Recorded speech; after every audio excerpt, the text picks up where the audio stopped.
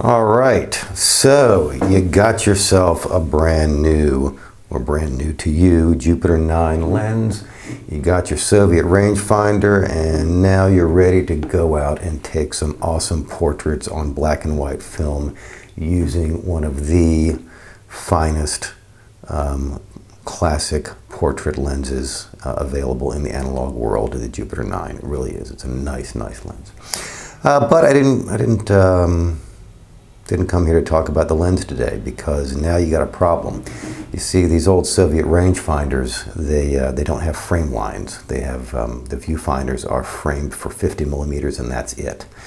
You could try mounting your Jupiter 9 on a Japanese rangefinder, which does have frame lines marked for 85 or 90 or 100 or something close enough to be useful.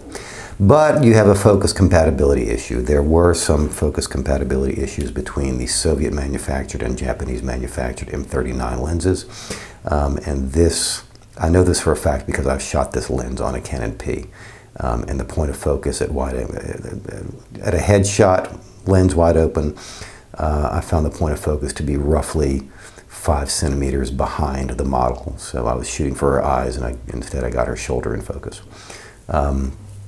Anyway, I'll link down below to the only resource I know online which discusses this in some detail, though it's gearhead, well, for gearheads only, put it that way.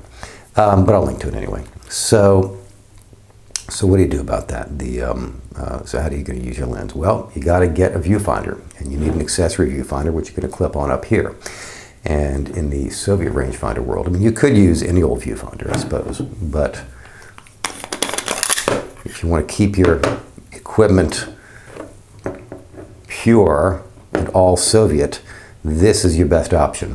This is the KMZ Turret Viewfinder, and it comes in this, well, this.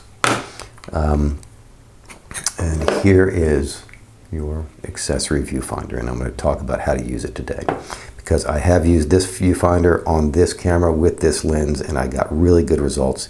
So I'm going to tell you what I did and how I did it. So the KMZ, or KMZ, I guess I should say KMZ. I don't know. Does it matter? From Cyrillic to Latin?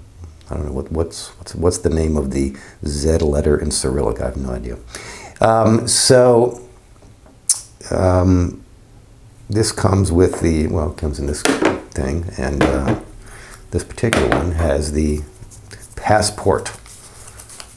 The Soviets referred to their quality control certificates as passports for whatever reason. I have no idea if this thing contains any useful information other than the date of production. I'm pretty sure that 1988 right there, pretty sure that's the date of production. Maybe that's the inspector's initials. I have no clue. No clue. And I just do not know if there's anything useful on this document whatsoever. Anyway, so that's what that is. Now, if I take a look at my KMZ viewfinder, I'm going to see that it is marked for 5 different focal lengths. So starting right here, just arbitrarily, because it turns around. It doesn't stop. You don't have to. It's not like there's a hard stop and you have to turn it back. It just keeps turning.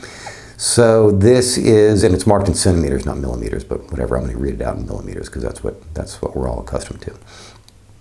28 millimeter, 35 millimeter, 85, 135, and 50 for whatever reason. Why? Why would you have a 50 millimeter setting on your turret viewfinder? I have no idea. Every single Soviet rangefinder has a viewfinder that's framed for 50 millimeters. Why would you? I mean, I don't know why that's there. So let's not worry about that. Let's set it to 85, which is what I was using.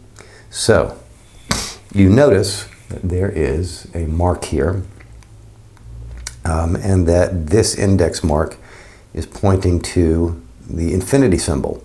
And next to that index mark are 2 others. This one for 2 meters, and this one for 1 meter. This is your parallax adjustment, and if you're shooting portraits, that's kind of important, because you will likely be shooting around, in the 2 meter-ish distance from your subject, say if you're doing headshots. So well, let me just show you what I did. The first thing I did was I put the turret viewfinder on the camera like so, and it simply mounts on the cold shoe like this. Just slides on, slides off, no buttons to push. Now, I've got this mounted. I've got the focal length set for 85 millimeters. Right now, it's on the infinity mark. That's fine. So I'm gonna focus in on my subject, and I focus in on my subject, and let's say that here we go. Now I'm focused. Next thing, I look down at my lens and check my range, check the distance. So this says this is between 2 meters and 1.8 meters. There's a marking for 1.8 meters. There's a marking for 2 meters, and let's say that this is my range. Okay, it's just above 1.8 meters. Well, what do I do? Well, at this point, you're going to ballpark estimate your parallax. So I'm going to turn the parallax to the 2 meters, and frankly, that's probably all I'm going to do, because trying to calibrate between 2 and 1 in this tiny little setting is, well, challenging to say the least. So I'm going to set it just to the left of the 2 meter mark and call that close enough. And when I look through the viewfinder, I should now have a parallax corrected viewfinder image with crosshairs, like a rifle scope. I mean, it's a nice little piece of kit. It really is. Every single focal length you see a clear rectangle with crosshairs. So it's clear, it's bright. I mean, this looks like kind of a small squinty opening, but it's actually pretty bright. I find it to be fairly easy to use, and I am not nearly as young as I used to be, and I do wear eyeglasses, and I have no difficulty using this viewfinder at all. It's just, I find it very convenient. And that's about it, really. Essentially, focus in on your subject. Okay, you focus here. And as you focus, obviously, you're looking through the viewfinder, because that's where the rangefinder patch is. It's not like there's a separate rangefinder system in this. There isn't. So you're going to, first thing you do is you focus in with your eye here, using the rangefinder.